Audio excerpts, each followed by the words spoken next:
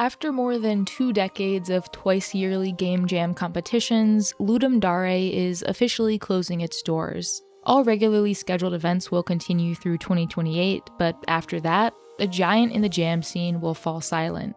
Countless times I've been browsing through games on itch.io, found a cool little project, and lo and behold, it's the result of a game jam, Ludum Dare or otherwise. The amount of ingenuity on display in these titles, the creative interpretation of a jam's theme, and the community formed around these events is nothing short of inspiring.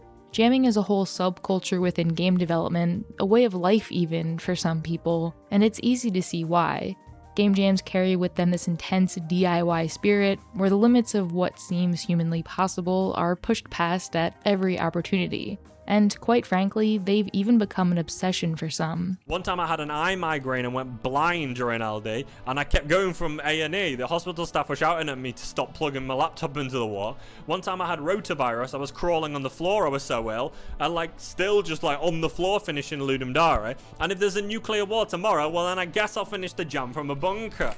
It's safe to say many will miss Ludum Dare and the bi-yearly rhythm they've built their lives around. But with death comes life, and out of the ashes, new seeds will grow. There's no shortage of other jam events, and so while no one will ever be able to truly replace this one, I'm sure the community will come together to build something just as great. On that note, let's dive into jamming history, culture, and of course, the brilliant games that have come out of them. Right, okay. Where are we? This is a game jam. You promised me candy. Yeah.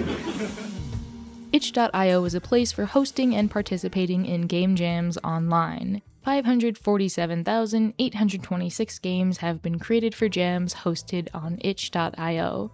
This number continues to rise by at least 1,000 entries per week, and it's pretty clear why. This colorful timeline shows all ongoing jams hosted on the site, and there are well over 100 options at any given moment to suit every type of developer out there. Some are short, a day or a weekend, and others span a month or even longer. The goal is simple: to create a game within this time period, usually following certain constraints or themes, and sometimes getting a little competitive. The jam part of the term game jam stems from jam session, when musicians get together and play casually and spontaneously. Many game jams now, though, lean into the competitive, with judges and sometimes even prizes. These have also been referred to as compos. The world's first game jam can be traced back to March 2002, when the 0th annual Indie Game Jam took place in Oakland, California. Over the course of a weekend, 14 developers came together to create 12 games. This was a hand-picked crew chosen by event founders Chris Hecker and Sean Barrett, who sent out this wacky invitation a few months prior. The objective was clear: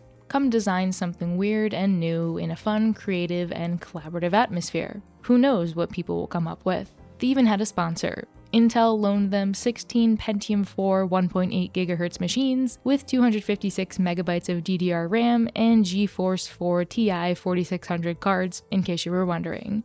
Not long after, Ludum Dare popped up on the scene, just 1 month later in April 2002. Ludum Dare 0 was a 24-hour jam hosted by Jeff Howland, and the time limit would be increased to 48 hours for almost all subsequent events. Unlike the Indie Game Jam, Ludum Dare was hosted online, as LD was originally an internet forum. Co-creator of the event, Mike Kashbzak, has said they drew inspiration from the largely European demo scene of the 1990s. Unlike games, demos are completely non-playable and non-interactive, self-contained programs that produce all sorts of interesting visuals and sounds. Artists, musicians, and programmers would come together and form groups, participating in massive compos or demo parties, where they would create and present all sorts of experimental projects.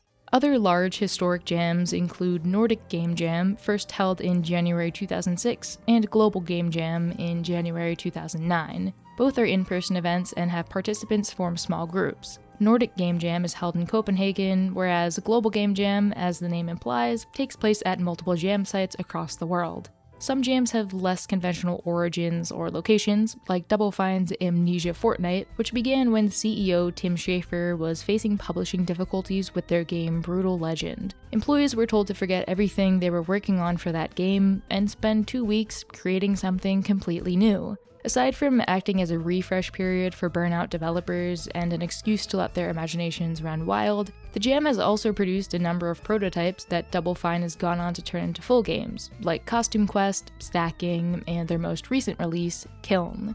They even created a feature-length documentary in collaboration with Two Player Productions that follows their 2019 jam shenanigans. From 2014 up until 2019, there was a very special jam that occurred the days leading up to GDC in San Francisco, Train Jam. Participants would all board the Amtrak California Zephyr in Chicago and spend just over 2 days working on their projects, which could prove difficult due to spotty internet connection. And then there's Toronto Game Jam, or Toe Jam, which just has a funny name but is fairly normal otherwise. More recently, there's been a rise in jams held by design-focused YouTube channels, most notably the GMTK and Brackeys jams, founded in 2017 and 2018 respectively. In the past few years, this type of jam event has become more popular, with creators like Jacksepticeye, Video Game Donkey, and Juniper Dev giving it their own spin.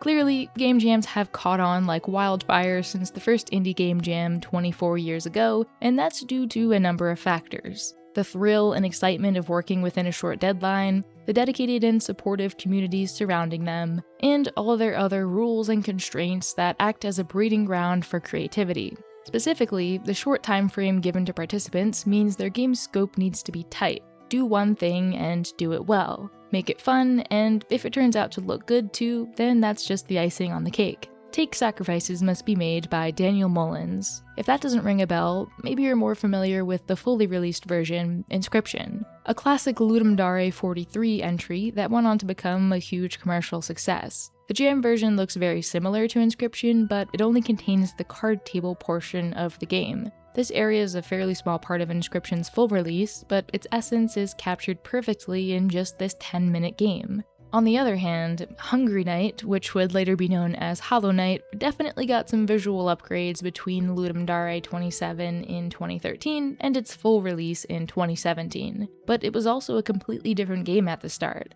Under the theme 10 seconds, the knight in this version of the game was very hungry and had just 10 seconds to defeat enemies and feed before the meter ran down to 0.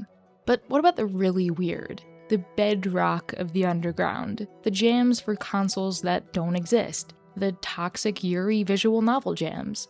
You'll have to look a little deeper for those ones, but they're definitely out there, and they do easily outnumber the more well-known events. The bigger jams all tend to just have a time limit and a theme, which are usually pretty open to interpretation, but the more niche the event, the more specific it is. Jams for consoles and handhelds like the NES, Game Boy, and even the Nokia 3310 push the bounds of nostalgia and ingenuity just about as far as they can go.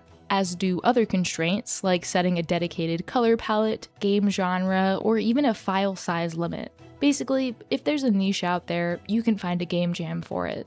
All these events, big and small, have in common that scrappy creative spirit that drives the making of art from a place of spirit and passion, rather than as something to fill out a feed and please the algorithm. They also echo the trials, distractions, and roadblocks we all face in real life. When development time is counted in hours or days rather than years, there's no time for perfection, but there's plenty of room for mistakes. I don't know about you, but if I could choose from either the most perfectly polished, fully fleshed out game or a handful of wild and imaginative jam projects, I'd choose the second option any day of the week.